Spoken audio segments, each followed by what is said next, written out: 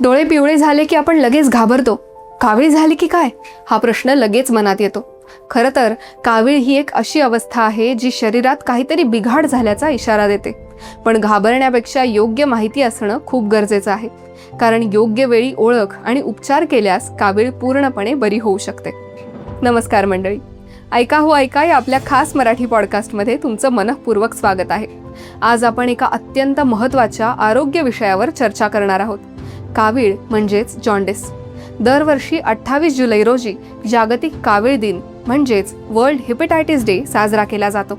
या दिवसाचा मुख्य उद्देश लोकांमध्ये कावीळ आणि यकृताशी संबंधित आजारांबद्दल जागरूकता निर्माण करणे हा आहे. आजच्या या व्हिडिओमध्ये आपण सविस्तरपणे जाणून घेणार आहोत की कावीळ म्हणजे काय, ती कशामुळे होते, तिची लक्षणं कोणती असतात आणि सर्वात महत्त्वाचं म्हणजे तिच्यावर उपाय काय आहेत. चला तर मग सुरुवात करूया. कावीळ म्हणजे नेमकं काय? कावीळ ही एक अशी स्थिती आहे ज्यामध्ये आपल्या शरीरातील यकृत म्हणजेच लिव्हर नीट काम करू शकत नाही. यकृताचं मुख्य कार्य म्हणजे शरीरातील विषारी घटक बाहेर टाकणं आणि बिलिरुबिन नावाचा एक पदार्थ नियंत्रित ठेवणं.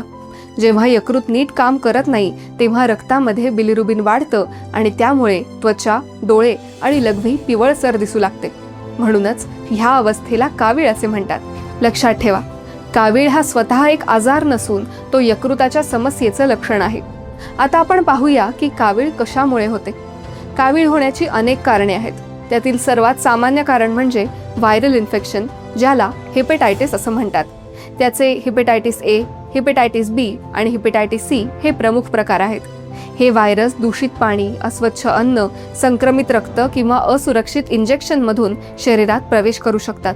विशेषतः हेपेटायटिस ए हा दूषित पाणी आणि अन्नामुळे पसरतो, तर हेपेटायटिस बी आणि सी हे रक्त आणि शरीरातील द्रवांमधून पसरू शकतात.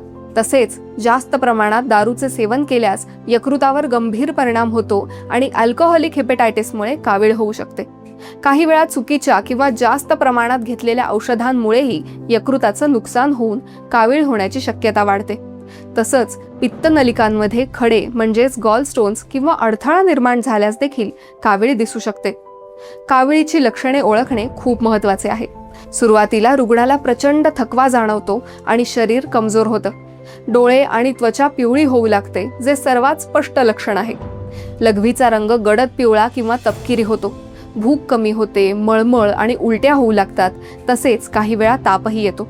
ही लक्षणे दिसल्यास त्यांकडे दुर्लक्ष करू नये आणि तातडीने डॉक्टरांचा सल्ला घ्यावा. आता आपण पाहूया काविळीवर काय उपाय आहेत. सर्वात महत्त्वाचं म्हणजे वेळेवर निदान आणि डॉक्टरांचा सल्ला घेणं. काविळीचा उपचार हा तिच्या कारणांवर अवलंबून असतो.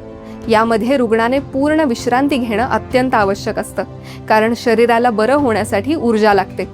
तसंच आहारात हलके आणि पचायला सोपे असे पदार्थ समाविष्ट करावेत. घरचा साधा आहार हा सर्वात चांगला पर्याय असतो. तेलकट, मसालेदार आणि जड अन्न पूर्णपणे टाळावे, कारण अशा अन्नामुळे यकृतावर अधिक ताण येतो. ताजी फळे, हिरव्या भाज्या आणि भरपूर पाणी पिणे फायदेशीर ठरते. शरीर हायड्रेटेड ठेवणे खूप महत्त्वाचे आहे, कारण त्यामुळे विषारी घटक बाहेर टाकण्यास मदत होते आणि रिकव्हरी लवकर होते. दारूचे सेवन पूर्णपणे बंद करणे अत्यंत आवश्यक आहे, कारण ते यकृताला अधिक नुकसान पोहोचवते. डॉक्टरांनी दिलेली औषधे वेळेवर घ्यावीत, पण स्वतःहून कोणतंही औषध घेऊ नये. तसंच स्वच्छता पाळणं देखील खूप महत्त्वाचं आहे. स्वच्छ पाणी पिणे, हात नीट धुणे आणि बाहेरचे अस्वच्छ अन्न टाळणे हे संसर्गांपासून बचावासाठी आवश्यक आहे. कावीळ ही गंभीर असू शकते, पण योग्य वेळी उपचार घेतल्यास ती पूर्णपणे बरी होऊ शकते. जागरूकता आणि स्वच्छता हेच तिच्यापासून बचावाचे सर्वात मोठे उपाय आहेत. काविळीपासून बचाव करण्यासाठी शक्य असल्यास हेपेटायटिस ए आणि हेपेटायटिस बी ची लस घेणं अत्यंत उपयोगी आहे, कारण त्यामुळे संसर्गाचा धोका मोठ्या प्रमाणात कमी होतो.